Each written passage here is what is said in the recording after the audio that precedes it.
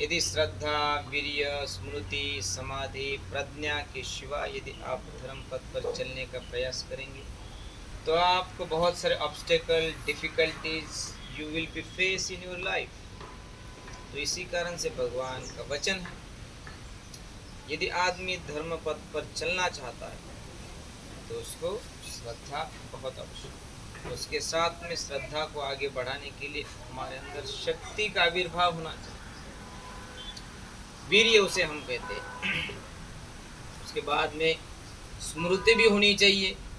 स्मृति का मतलब होता है मेमोरी, स्मरण शक्ति। जो हमने भंते जी को दान दिया उस पुण्य बल से हमें सुख शांति मिले, और हमें भी वो स्मृति रहती है कि आपका भोजन दान हमने ग्रहण किया। सारिपुत्र के काल में एक दीक्षा लेने के लिए सारिपुत्र के पास एक उपासक आया और बोला, भंते जी मुझे दीक्षा दीजिए।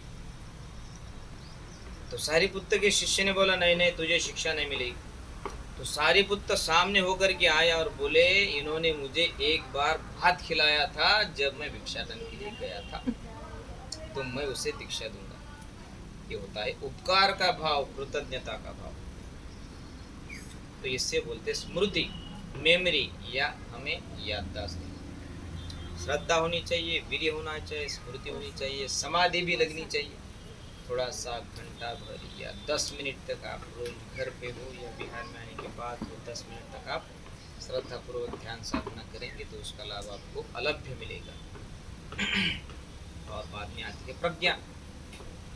शील के सिवाय समाधि न पुष्ट होती और समाधि के सिवाय प्रज्ञा नहीं पुष्ट होती।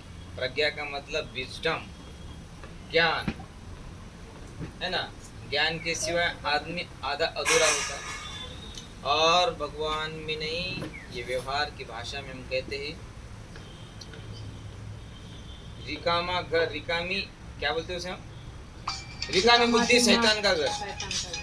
तो इस प्रकार का व्यवहार हमारा नहीं होना चाहिए, प्रज्ञा पूर्वक व्यवहार होना चाहिए।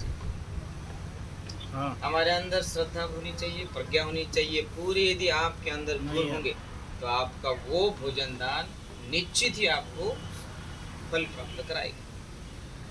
जैसे सारिपुत्र हो, जैसे महामोगल्यान हो, या भगवान बुद्ध को दिया हुआ भोजन किसी ने, उसको तक्षण उसे फल मिलता था।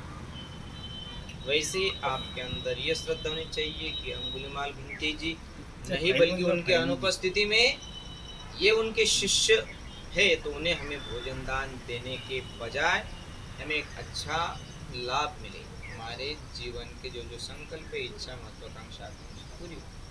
ऐसा यदि आपका चित्त हो, चित्त में आपके मन में ऐसे विचार, तो निश्चित हो आपकी इच्छा, मनोकामना जिस प्रकार चंद्र पूर्णिमा का पूर्ण होता है उसी प्रकार आपकी इच्छा भी जल्दी पूरी। ऐसे मैं आशा करता हूँ और आशीर्वाद व्यक्त करके यहाँ पे समाप्त होगा। भवतो बुद्धानुधम्मानुसंगानुभावेन सदा सोत्ति भवन्तु ते।